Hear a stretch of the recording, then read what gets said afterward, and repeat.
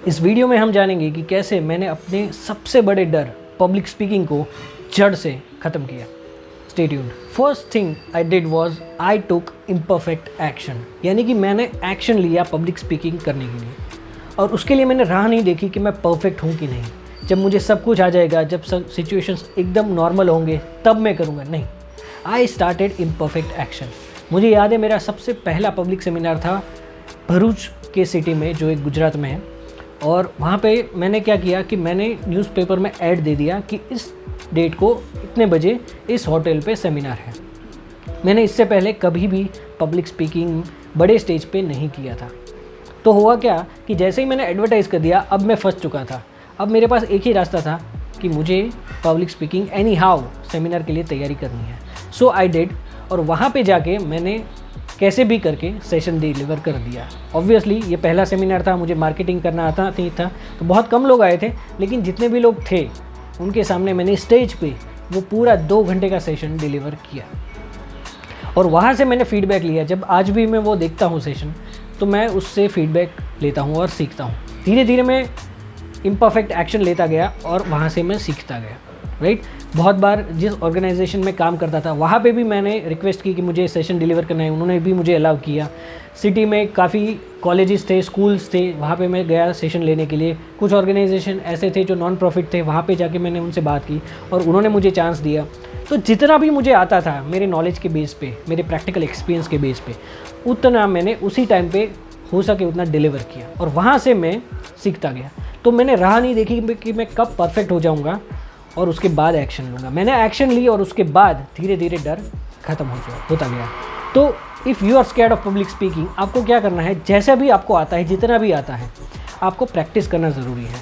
तो जहाँ पे भी हो, जिस किसी भी जगह पे आपको अपॉर्चुनिटी मिल रही है, जैसा भी आपको आता है, विदाउट वरिंग कि कैसा जाएगा, स्पीच देना स्टार्ट करो और वहाँ से आपको धीरे धीरे कॉन्फिडेंस आएगा। जितना ज़्यादा आप स्टेज पे बोलोगे, उतना ही ज़्यादा आपको धीरे धीरे कॉन्फिडेंस आएगा।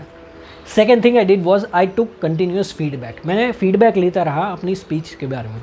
जैसे ही स्पीच ख़त्म होती थी तो लोग तारीफ़ करते थे, लेकिन लोग बुराई नहीं करते थे। तो मैं जाके लोगों से पूछता था कि कौन सी चीज़ थी जो मैं इम्प्रूव कर सकता हूँ। तो वहाँ पे लोग बोलते थे कि तुम थोड़ा फास्ट बोल रहे हो, थोड़ा स्लो बोलो, तुम स्टोरीज़ इन्वॉल्व करो, तुम थोड़ा जोक्स सुनाओ। तो धीरे धीरे मुझे फीडबैक मिलते गए और जैसे ही कुछ वर्ड्स मुझे पता चला कि मैं रिपीट कर रहा हूँ, लोगों को यहाँ पे बोर हो रहे हैं, तो मैंने धीरे धीरे अपनी स्पीच को उस तरह से मॉडिफाई करना चालू किया, राइट। तो फीडबैक लेना बहुत ज़रूरी है। आप प्रैक्टिस कर रहे हैं, दैट्स फाइन, लेकिन अगर आपको फीडबैक नहीं मिल रहा है तो आप इम्प्रूव नहीं करेंगे। तो हर एक स्पीच के बाद आपको एक एटलीस्ट इनपुट ऐसा मिलना चाहिए जिस पे आप इम्प्रूव कर सको, राइट। अगर लोग आपको फीडबैक नहीं दे रहे तो आप खुद अपनी स्पीच रिकॉर्ड कीजिए और देखिए कि कहाँ पे गलती हो रही है और कौन सी चीज़ है जो आप इम्प्रूव कर सकते हैं। याद रखिए, रूल ऑफ थंब, हर एक स्पीच के बाद एक फीडबैक ऐसा होना चाहिए जो आप इम्प्रूव कर सको और नेक्स्ट टाइम उस चीज़ पे इम्प्रूव कीजिए। Third thing I did was I learn continuously from books, videos and workshops. मैं पब्लिक स्पीकिंग के ऊपर बुक्स पढ़ने लगा, मैं वीडियोज़ देखने लगा ऐसे स्पीकर्स के जो मुझे पसंद है, और मैं देखने लगा कि वो कौन सी ऐसी चीज़ कर रहे हैं जिससे मुझे उनके वीडियोज़ देखना पसंद है और कैसे मैं भी उनकी तरह बोल सकता हूँ। Third thing I did was कि मैंने कुछ पब्लिक स्पीकर के वर्कशॉप्स भी अटेंड किए कि कैसे एक ट्रेनर बनना है, train the trainer program attend किया। तो धीरे धीरे मुझे पता चला, वहाँ से भी अपॉर्चुनिटी मिली बोलने की। तो धीरे धीरे पता चला, जब आप पढ़ते हो तो वहाँ से कुछ इनपुट मिलता है, जब आप वीडियोस देखते हो तो प्रैक्टिकली देख के कुछ इनपुट मिलता है, और आप खुद करते हो तो वहाँ से भी इम्प्रूवमेंट होता है। तो ये तीनों को जो कॉम्बिनेशन है ना, वो कंटिन्यूस लर्निंग के थ्रू होता है, वो डेडली है। तो आपको सिर्फ ये नहीं देखना है कि आप स्टेज पे बोल रहे हो और सीख रहे हो, आपको खाली खुद के एक्सपीरियंस से नहीं सीखना है, आपको दूसरों के एक्सपीरियंस से भी सीखना है। और वो तभी पता चलेगा जब आप दूसरों से मेंटरिंग लोगे, जब दूसरों के वीडियोज़ और बुक्स पढ़ोगे, तब जाके आपको दुनिया भर का नॉलेज मिलेगा और तब जाके आपको पता चलेगा कि कौन सी चीज़ें आप इम्प्रूव कर सकते हो। So make sure you continuously learn, सीखते रहिए पब्लिक स्पीकिंग के बारे में। जब भी आपको किसी की स्पीच अच्छी लगे या आप बोले कि वाह अच्छा बोला, तो उसमें नोटिस कीजिए कौन सी चीज़ वो कर रहे हैं और वो चीज़ आप अपनी स्पीच में अप्लाई कर सकते हैं। Make sure you pay attention to it. And the last thing I did was I took consistent action. See, consistency बहुत ज़रूरी है लाइफ में किसी भी चीज़ को करने के लिए। अगर आप कंसिस्टेंट नहीं है तो आप कितना भी सीख लो, आप भूल जाओगे, राइट। तो मैंने क्या किया, जब भी मैं सेशंस देता था तो मैं धीरे कंटिन्यूसली सीखता था, लेकिन कंटिन्यूसली प्रैक्टिस भी करता था। ऐसा नहीं था कि खाली सीख रहा हूँ और प्रैक्टिस नहीं कर रहा हूँ, या फिर प्रैक्टिस कर रहा हूँ और सीख नहीं रहा हूँ।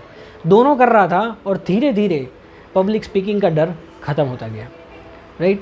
स्लोली स्टार्टिंग में ऐसा था कि 10-15 लोग थे, धीरे धीरे 20-25 आए, और एक टाइम ऐसा आया जब 500 के ऊपर लोग थे और मैंने फियरलेसली पब्लिक स्पीकिंग की थी। तो आज कोई मुझे डर नहीं है, अगर 1000 लोगों 5000 लोग के बीच में भी मुझे खड़ा कर दे, कंटेम्परेरीली बोलने को कहे तो मैं बोल सकता हूँ।